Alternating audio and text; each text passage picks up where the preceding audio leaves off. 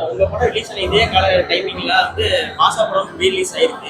எங்க நானே பாசா தான் போறேன். நம்ம படம் ஓடும்போது பக்கத்துல தலைவர் படம் இருக்கு அப்படின்றது அது ஒரு பெருமை இல்ல. இந்த மாதிரி அதான் மக்கள் வந்து அதான் நம்ம என்ன நினைக்கிறோம்னா மக்களுக்கு பிடிச்ச படம் பிடிச்சா அதை வந்து சப்போர்ட் பண்ணுவாங்க. அது பிடிக்கலன்னா அது எவ்வளவு பெரிய படமா இருந்தாலும் அவங்க ரிஜெக்ட் பண்றாங்க. அவங்களுடைய மனநிலையை பொறுத்து தான் அவங்களுக்கு அது பிடிச்சிருக்கு அப்படின்னா அது வந்து சின்ன படமா பெரிய படமா அவங்க அப்படி பாக்குறது இல்லை.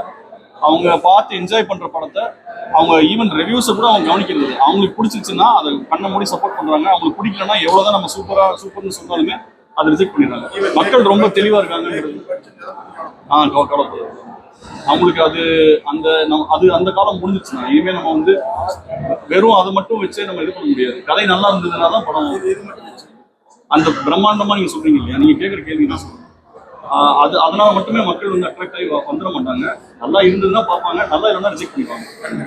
கண்டென்ட் நம்ம உங்க படம் ரிலீஸ் ஆன இதே கால டைமிங்ல வந்து மாசா படம் ரீலீஸ் ஆயிருக்கு. ஆமா, அவர் ரஜினி சாரோட படத்துலயும் ஒரு படத்தோட வந்து உங்க படமும் ரிலீஸ் ஆயிருக்கு. எங்க நானே பாசா தான் போறேன். அந்த மாதிரி எப்படிங்க அது சூப்பர் ஸ்டார் படம் வந்து ரீரிலீஸ் ஆனாலும் அங்கதான் இதான அதுதான் கொஞ்சம் பயமா இருக்கு. இன்னும் கூட திடீர்னு பாஷான்னு சொல்லிட்டு நம்ம ரஜினி சாரோட போஸ்டர் ஃபுல்லா ஆட்டோக்காரன் ஸ்டில்லு பார்த்தோன்னே எங்களுக்குலாம் ஒரு சந்தோஷப்படுறதா இல்லைன்னு அந்த மாதிரி இருக்கு.